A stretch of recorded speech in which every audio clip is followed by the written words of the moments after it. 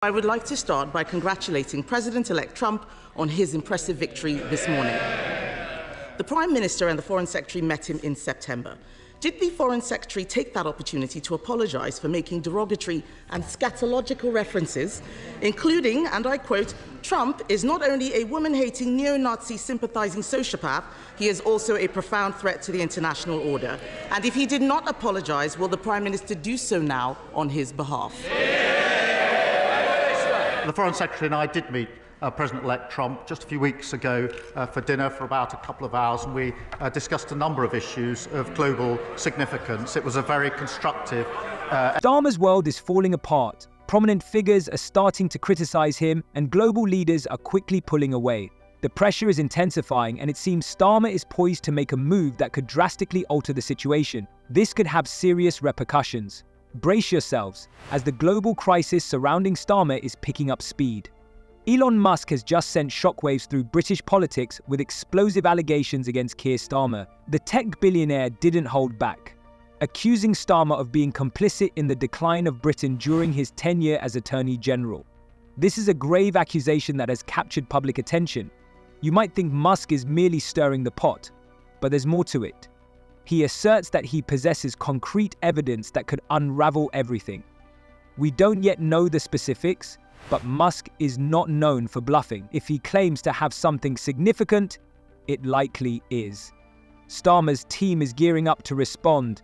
Elon Musk pointing fingers at Keir Starmer. Elon Musk supports Donald Trump, who is a multiple felon with serious civil liabilities for sex abuse. Come on. You Oh, can't, you're one of those. You're one of those. You don't deal in reality. You don't deal with facts. Do you think Elon Musk is right to say that Tommy Robinson should be released from prison? Let me put it this way. I think Tommy Robinson is a nuisance. Completely a nuisance. But should he be released? Is Elon Musk right to say he should be released from prison?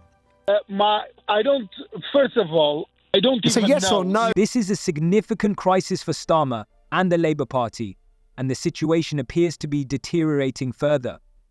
Musk's statements regarding Starmer are becoming increasingly bold and provocative, prompting the public to raise uncomfortable questions that the Labour Party cannot ignore. The political fallout could be catastrophic. Starmer faces a challenging battle ahead, and he must respond to these allegations urgently.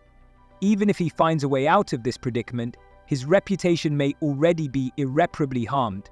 And this is just the tip of the iceberg when it comes to his troubles.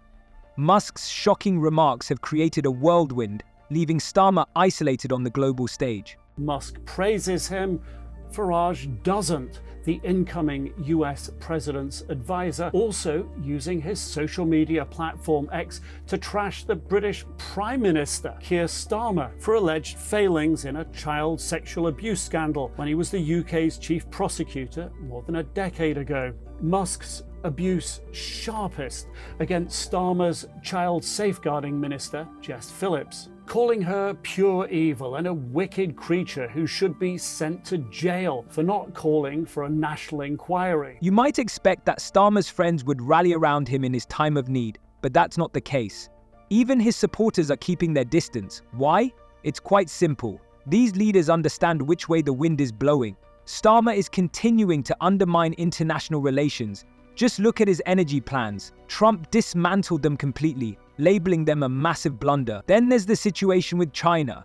Starmer's proposal to establish a new super enterprise sparked a wave of discontent. It's as if he's playing with fire in a room full of explosives, oblivious to the potential for disaster.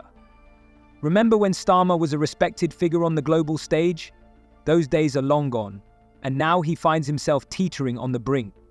But instead, a local one. When the poison of the far right leads to serious threats to Jess Phillips and others, then in my book, a line has been crossed. Musk's inaccurate and sensationalist accusations are surprising some politicians here in the UK. Tactics, though, typical, championing the right, exploiting division. It's not just Musk's accusations that they're contending with. It's a full-blown crisis that raises serious concerns about Starmer's tenure as a prosecutor, particularly regarding assault cases and criminal gangs. From 2008 to 2013, When Starmer led the Crown Prosecution Service, he faced significant criticism for his handling of sexual assault cases. Many people bitterly argue that the prosecution rates were alarmingly low, especially in cases related to gang violence. The statistics are unforgiving, which is why this issue remains at the forefront of the UK's political discourse. Musk's remarks have reignited calls for a new investigation into cases of sexual exploitation, and these are not mere words. They represent a desperate plea for action. Critics assert that previous investigations failed to address the root of the grooming gang problem, leaving countless victims without justice. An independent inquiry into the violence, which wrapped up in 2022, uncovered shocking institutional shortcomings in the management of these cases.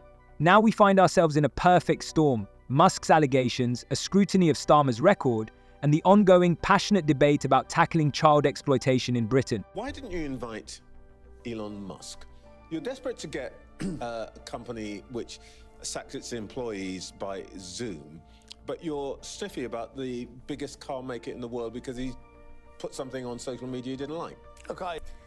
The Labour government think that they can get away with not inviting Elon Musk to the investment summit and that none of us would notice. But of course we have noticed. You've invited everybody but him. Do you not think that an invite to the richest man in the world, who is doing more innovation than pretty much anybody else at the moment, you know, huge in the car industry and doing, obviously, as we've seen over the past couple of days, epic stuff with SpaceX, and they just think, no, we don't want to give him an invite, right?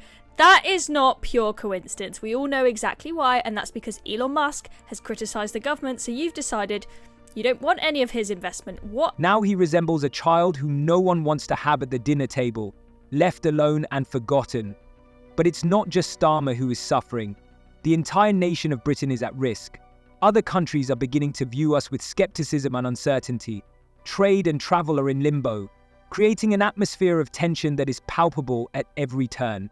So, what does the future hold for Starmer? He is facing a daunting battle and must urgently turn the tide. But with world leaders unwilling to collaborate with him, this will be a true test of his resolve.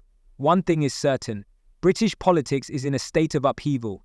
As for Starmer, he increasingly appears less like a leader and more like a liability dragging the country down. The critical question is, how long can he endure before everything spirals into chaos? Remember when Starmer believed he could win over Trump? I do think that every single Labour MP that has failed to come out and call for a ceasefire when it was opportune to do so will hang their heads in fucking shame.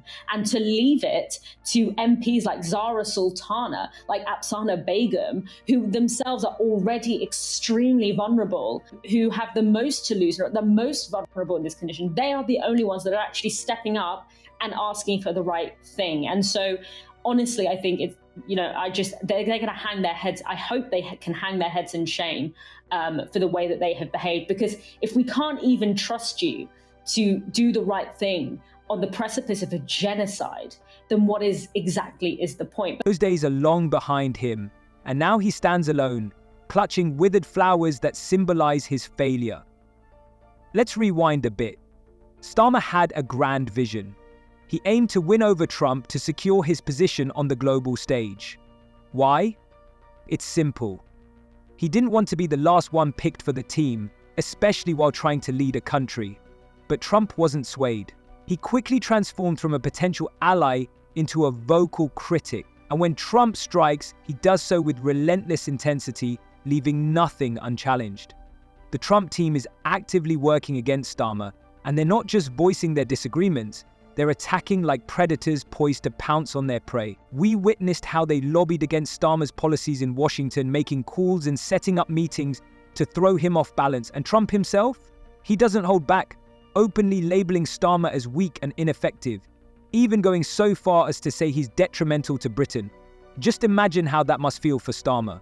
It's like arriving at an elegant party only to discover your fly is down while everyone around you is laughing. This isn't merely a political spat. It's a matter of Britain's standing in the world. And now with Starmer in power, that standing appears incredibly precarious, like a delicate house of cards poised to tumble at any moment. See you